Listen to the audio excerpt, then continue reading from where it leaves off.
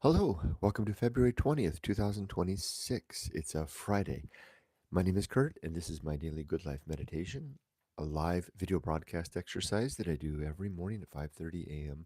to remember, uh, reflect upon, and apply the values, the objectives, and the principles which I've very carefully collected and outlined in my book, Going Alone, which you can read at goingalone.org.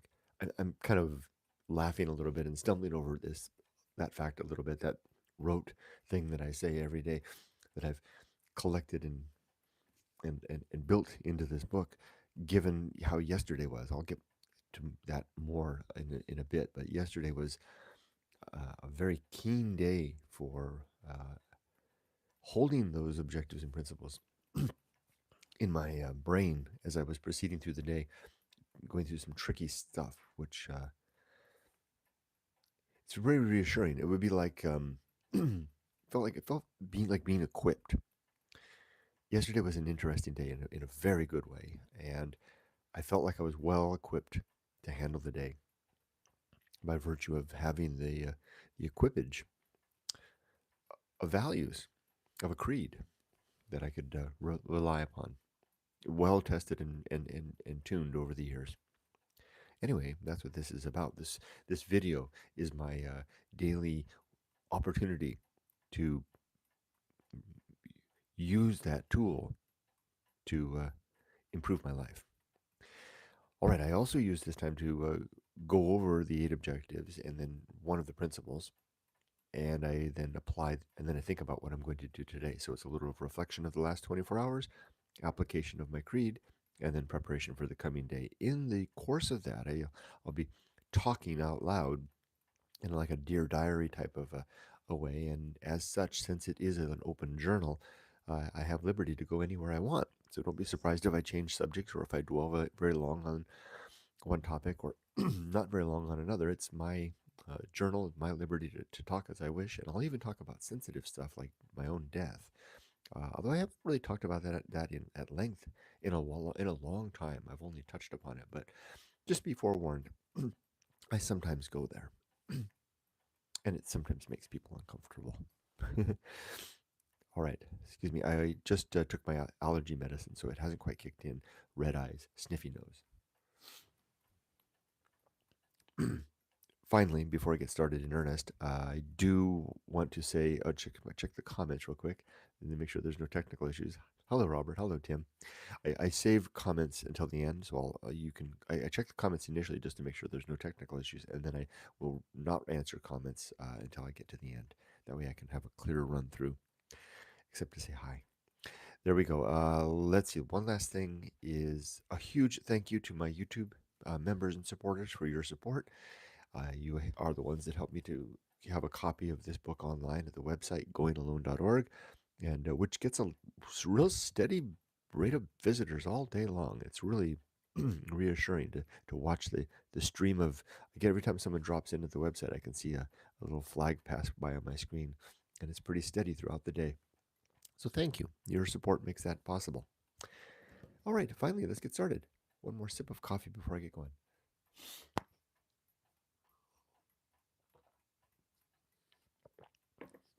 In the category, and I keep notes every day, in the category of the last 24 hours, I have only one note. It simply says, a very meaningful day. Now, this isn't a normal meaningful day, as I underlined twice the letters Full.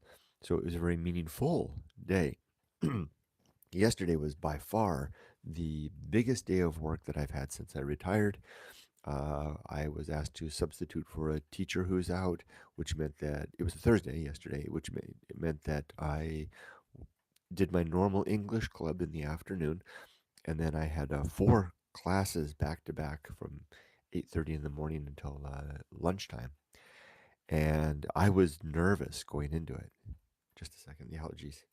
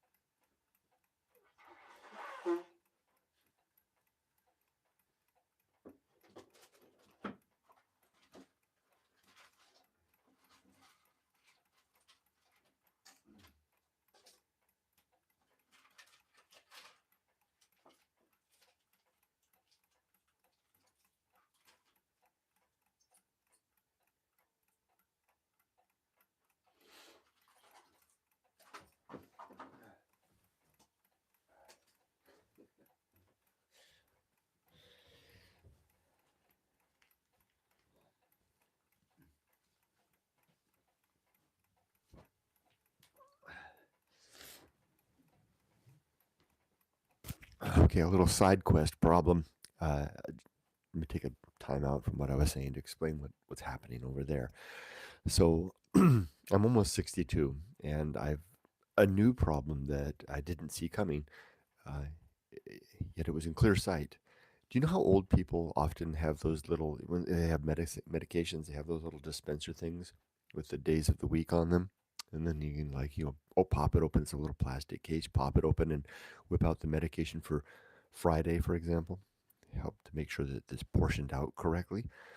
My father-in-law, though he's 52 years old, he's 92 years old, almost 92 years old, he doesn't need any of that. He simply keeps track of it in his head. I have become one of those old people that if I can call myself an old people, and I think a person, and I think I can't do that. And I only have one medication that I take, and it's just an allergy med, and I have them over there, and I cannot keep it straight whether I've taken my meds or not because it just can't remember it. And I'm working on a strategy by which I can kind of lay them out so I can keep track of this whether I did it or not. And it's still not working. I think I need one of those little capsule things that I can pop it out like just like literally half hour before I started doing this, I was over there puzzling over whether I took my meds last night because I'm supposed to take it at night. Couldn't figure it out. And now I just sitting here. I got one over there to grab a tissue, and I remember puzzling over it half an hour ago, but I don't know what I resolved half an hour. Did I take one? Did I just think about it? This was less than 30 minutes ago, probably more like 15 minutes ago. And I'm like, wow, man. And this is interesting. So I have to figure out a system. Uh, I'll lay the pills out or something like that until I can get one of those little container thingies. I'll know in about an hour or two once I step outside and start working in the garden. If I start sneezing really bad, because the medicine really hits me good and fast. I don't get drowsy, and all the symptoms just go away. It's terrific medicine. It's this if you're anyone's curious, but it's a Japanese medicine.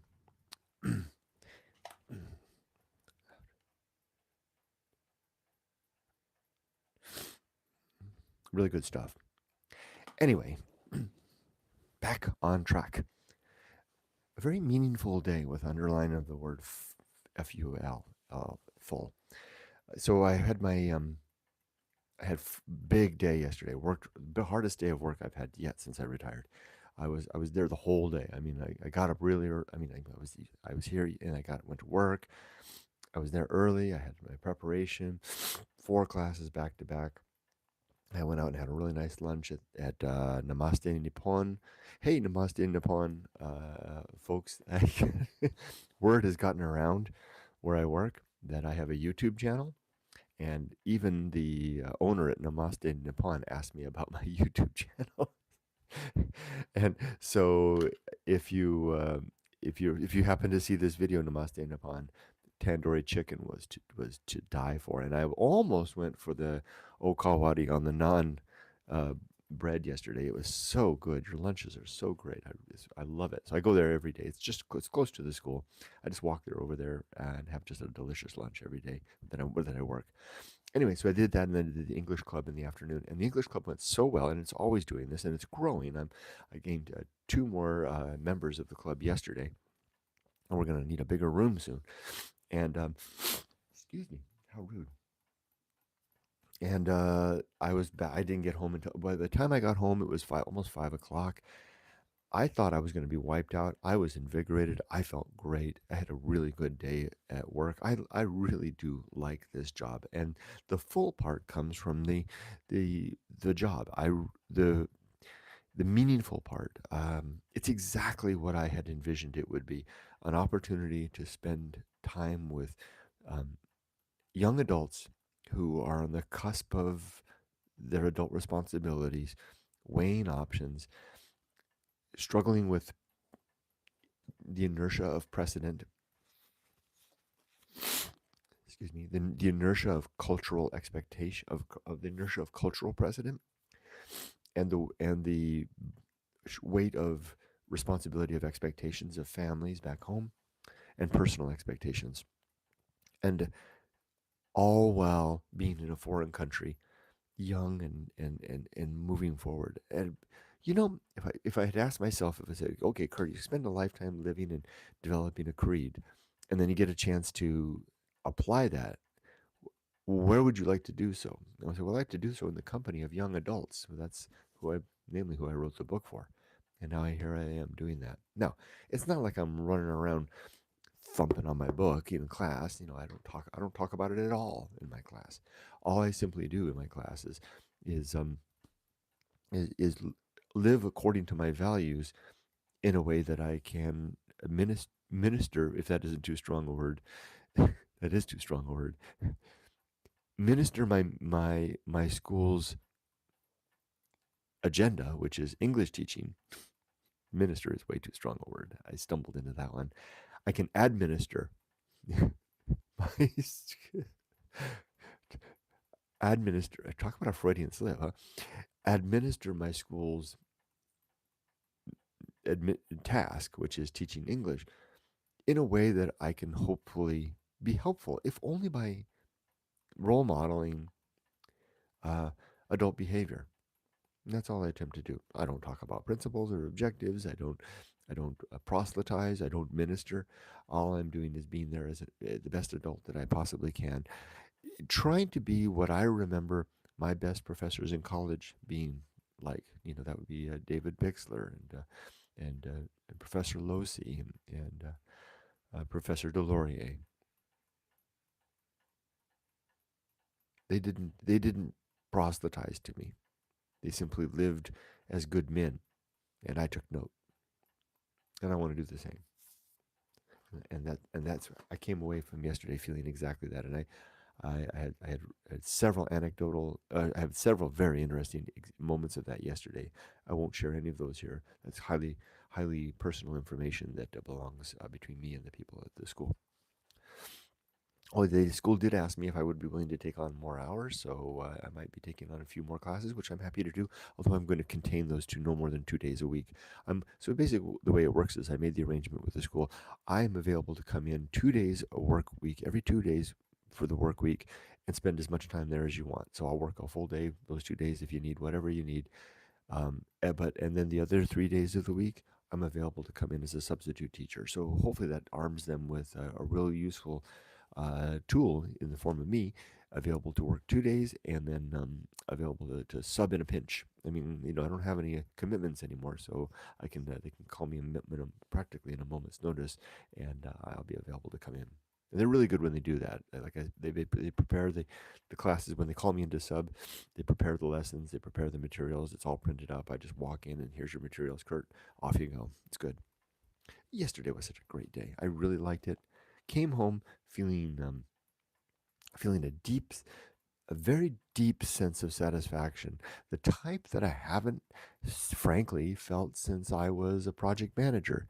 And I would feel that same satisfaction after a hard day of work, coming home, on my way home, feeling like I did good today. And that's exactly how I felt yesterday. And so maybe it's not so much that I'm using work as a crutch to get me to the other side, but maybe it's something to the fact that I enjoy a good day of work. I enjoy showing up for duty and pulling off a good day of work where I can feel like the results, whatever it is that I did, made the world, at least in some slight way, and maybe some bigger than slight way, a better place as a result. I know for sure that I helped a couple of young people yesterday to have a better week. I think that's for sure. And that alone is worth feeling good about. That's very meaningful. All right. My creed consists of 8 objectives and 35 principles. The objectives are to: one, be at all times ready for death with my affairs, relationships, and life's work in order, and they are. Two, to make good use of my time so that I can squeeze good utility out of every day. Three, to develop and then maintain a creed, which I've done by virtue of the fact of codifying my Good Life creed in my book, Going Alone, in the chapter titled The Good Life. Four, to cultivate good emotional reactions so that I respond well when things are tough. Five, to perform good actions relative to the aforementioned values that I state that I prescribe to. 6 is to recognize my true limits and true opportunities so that I know the scope and reach of my capabilities and what is and what is not possible or reasonable. And number 6 is to do just one thing at a time and do that thing slowly and deliberately and carefully. Look at this little flame. That's burnt down. It's going to heat that tray up. Okay, don't touch that metal, Kurt. And I got these little flames over here. It's interesting how the my daffodils are fading. It's interesting how I can tell the quality of the candlelight by the glow upon my face. Let me read one of the. And then the eighth objective is balance. I think I already said that, right? So that I'm walking in a steady manner. Let me read now the principle of fun from the book.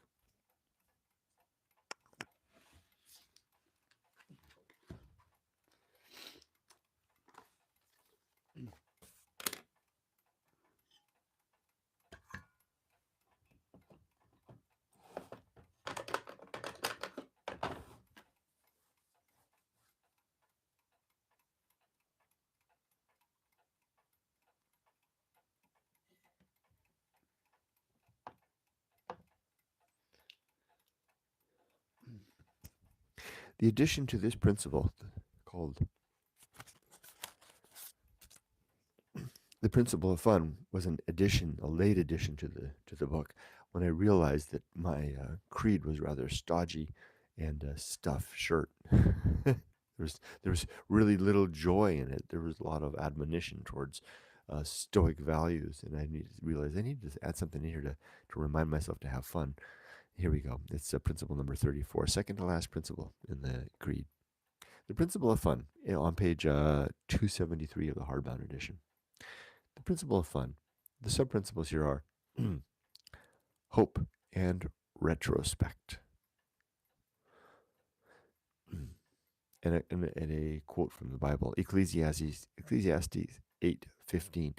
Then I commended mirth, because a man hath no better thing under the sun. What better admonition from God can we hope for? The principle of fun.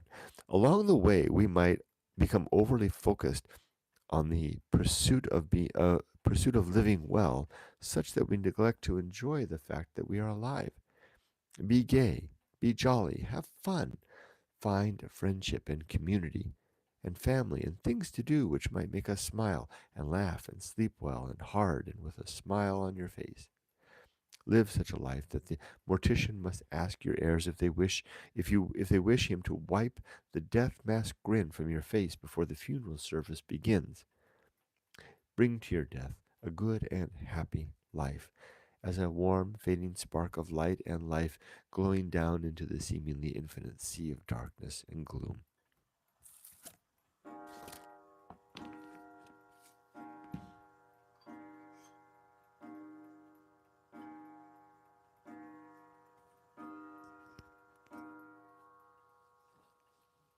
So even in the midst of a principle called the principle of fun, I still had to bring in the darkness and gloom of death, huh? I guess it's a theme. All right. As for the next 24 hours, I'm a little nervous. I'm meeting a little later this morning with a Japanese tax accountant. I found one that speaks English through another online service. I'm very, very happy with the H&R Block tax service that I used. And now I found a Japanese tax service that I'm going to use. So I'm going to talk with them, hopefully get my Japanese taxes in order. I'm a little bit. Why am I nervous? It should be pretty straightforward. There's a there's a few points of interpretation for tax law and tax treaty law that I want to make sure. Well, I want to do my best. Hopefully, just a second.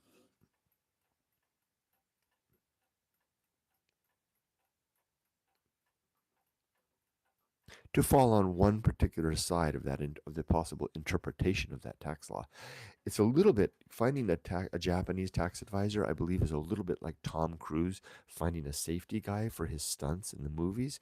Have you ever heard that famous Tom quote interview where he says, or maybe it's someone relating the tale of Tom Cruise saying this, saying he wanted to jump off a building, and he went for the movie production team's safety guy, and he said he went. Well, I went to the because Tom Cruise does all of his own stunts in his movies. He says, so I talked to the safety guy, and the safety guy said it can't be done, and then the next line he says, so then I got a new safety guy. That's a great line. And I feel like my talking to the Japanese tax advisor is going to be a little bit like that, because there's interpretation of tax treaty law, and it's a little bit vague and complicated. And how things are going to turn out with my Japanese taxes are going to be in large part based on what the Japanese tax official, more importantly, the accountant that I'm going to be working with, how they interpret that treaty law, right? How do they? And I won't get into the details. I won't even start laying out some of the language, because if I do, it'll invite critical back and forth. Which at this point, I'm going to save that critical back and forth for the my discussion with the tax person themselves. But think I know the lay of the land, and I'm not trying to do anything deceitful, and I certainly don't want to break any laws. But I do have a particular interpretation that I think is the right interpretation, uh, and I'm hoping that this person sees the tax law the same way I see the tax law, the Japanese tax law, and that I won't need to go find a new safety guy. All right. That's enough for that. So let's read comments. Going back to the beginning, there's Robert. Oh, let's see. I can't see the temperature. It's fallen over again to the wind. Robert says currently, hi, Robert. It says currently 4 degrees Celsius and 47% humidity with an air quality index of 31 in Napanee, Ontario, Canada. That's good, clean air. Tim says, good morning, good evening to you, Tim. Weather check for the UK at 8:34 p.m. is 4.4 degrees Celsius, while you and Robert are almost at the same temperature and 86% humidity. Well, you got a lot more humidity than him. Well, with that much humidity, it's overcast, dry, calm day, no rain. Huh, nice. Tim says hello to Robert. Robert says hi to Tim. Michael Littlejohn says hi. Hi, Michael. Tim says hi to Michael. Robert says hi to Michael. Tim says, I take something called Fruit Flow daily, which is a green extract from the center of unripened tomatoes. It comes in liquid capsule. I take it each morning. I will take one, and then 30 minutes later, I say to myself, did I take one? Okay, thanks for helping with Tim. Makes me realize it's not, I'm not alone in this. Tim says, unsure if that just forgetfulness or signs of becoming senile. Yeah, I wonder the same thing. Did I tell you guys yesterday? I think I said this yesterday, so I'll make it brief so I don't repeat myself. I take very careful notes of everything, including my lessons.